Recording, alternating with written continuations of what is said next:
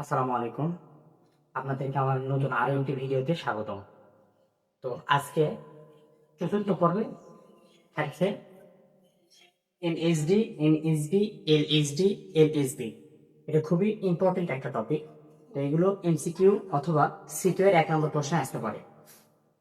তো আমরা দুইটা সংখ্যা লিখে রেখেছি এখানে, বাইনারি সংখ্যা, আর এখানে লিখেছি অক্টাল, দশমিক, হেক্সাডেসিমাল সংখ্যা।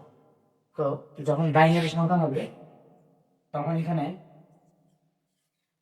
বাইনারি সংখ্যার ক্ষেত্রে গত ভিডিওতে বলেছিলাম এটা হচ্ছে রেডিক্স পয়েন্ট। রেডিক্স পয়েন্ট, তো দশমিককে বলা হবে রেডিক্স পয়েন্ট। রেডিক্স পয়েন্টের বাম পাশে, আমার হাতে যেটা বাম পাশে, এটাকে বলা হবে এমএসবি, মোস্ট সিগনিফিক্যান্ট বিট। এখানে বিট হওয়ার কারণ এটা বাইনারি সংখ্যা হবে। যদি ডেসিমেল, অক্টাল, হেক্সাডেসিমাল হয় সেই ক্ষেত্রে ডিজিট হয়। এটা একটু খেয়াল রাখবেন। তো এটা হচ্ছে মোস্ট সিগনিফিক্যান্ট বিট, মানে সবচেয়ে বামের যে সংখ্যাটা, তার মানে এখানে মোস্ট সিগনিফিক্যান্ট বিটটা হচ্ছে 1। যদি বলে এই বাইনারি সংখ্যায় এমএসবি কত, তাহলে আমরা বলবো 1, মানে সর্ব বামের মূল, সর্ব বামের সংখ্যা। আর যদি বলে এনএসবি, এনএসবি হচ্ছে রেডিক্স পয়েন্টের ডান পাশের সর্ব ডানের সংখ্যা। এখন মোস্ট সিগনিফিক্যান্ট বিট অর্থ বোঝাচ্ছে বেশি গুরুত্বপূর্ণ বিট। এটা এটা হচ্ছে বেশি গুরুত্বপূর্ণ।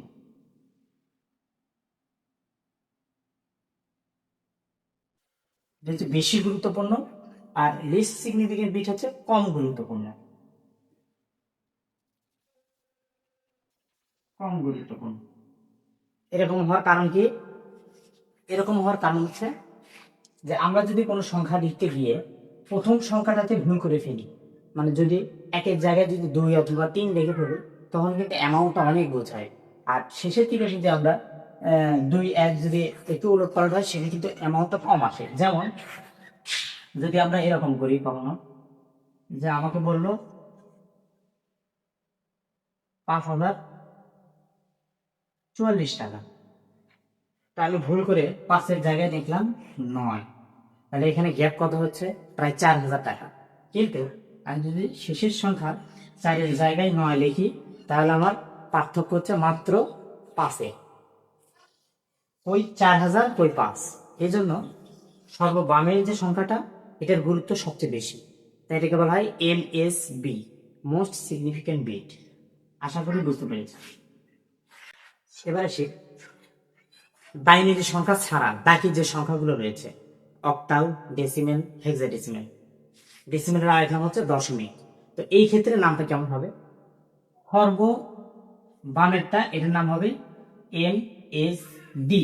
ভালো করে খেয়াল করো, আগেরটাতে ছিল এম এস বি, কারণ এটা বাইনারি সংখ্যা। তাই যদি বাইনারি ছাড়া অন্য যে 4টা পদ্ধতি, 3টা পদ্ধতি আছে, ওই 3টা পদ্ধতি যদি হয়ে থাকে, সেই ক্ষেত্রে ওটার নাম আসবে এম এস ডি।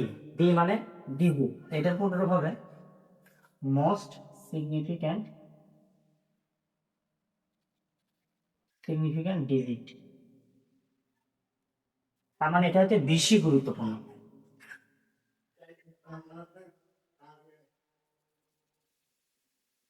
আর তাহলে এখানে এটাকে বলা হয় হচ্ছে এল এস ডি, অর্থাৎ list significant digit. List significant digit, তো এটা কম গুরুত্বপূর্ণ।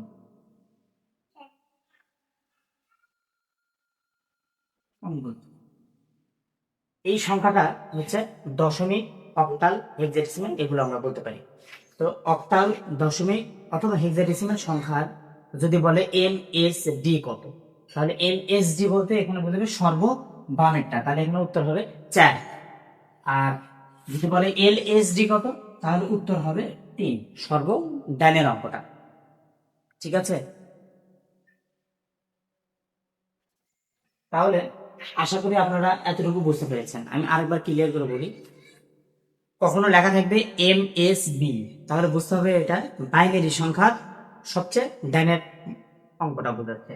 আর যদি বলে এম এস ডি, তাহলে বুঝতে হবে এটা অক্টাল, হেক্সাডেসিমেল বা দশমিক সংখ্যা পদ্ধতির সর্বডাইনারি সংখ্যা। আশা করি কথাটা বুঝতে পেরেছেন। তাহলে এমএসবি এবং এমএসডি এই সম্পর্কে আপনাদের ডাউট ক্লিয়ার হয়ে গেছে।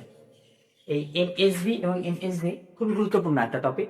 তো এখানে কোশ্চেন পেপার প্যাটার্নটা কেমন আসে সেটা এখানে রেখে দিয়েছি। দেখেন এমএসডি, এমএসবি, এলএসডি, এলএসবি বলতে কি বোঝায়? এটা বলতে কি বোঝায় আপনারা কি করবেন, এরকম একটা উদাহরণ দিয়ে দেবেন, যে কোনো একটা সংখ্যা লিখবেন, লিখে যদি বলে এমএসবি বলতে কি বোঝায় তাহলে বাইনারি সংখ্যা লিখে এইভাবে ডিটেলসটা দিয়ে দেবেন। পূর্ণরূপ বলবেন, তারপর হচ্ছে সিগনিফিকেন্ট বিট এটাও বলে দিবেন, পূর্ণরূপও বলে দিবেন, তাহলে আপনি 1 মার্ক পেয়ে যাবেন। আর যদি এরকম আছে এমএসবি, এলএসডি, এলএসবি, এমএসবি এগুলোর পূর্ণরূপ কি, শুধু পূর্ণরূপ বললেই হবে। এমএসবি অর্থ হচ্ছে মোস্ট সিগনিফিকেন্ট বিট, আর এমএসডি অর্থ মোস্ট সিগনিফিকেন্ট ডিজিট। এইভাবে পূর্ণরূপ লিখলেই হবে। এগুলো অনেক সময় এমসিকিউ আসে।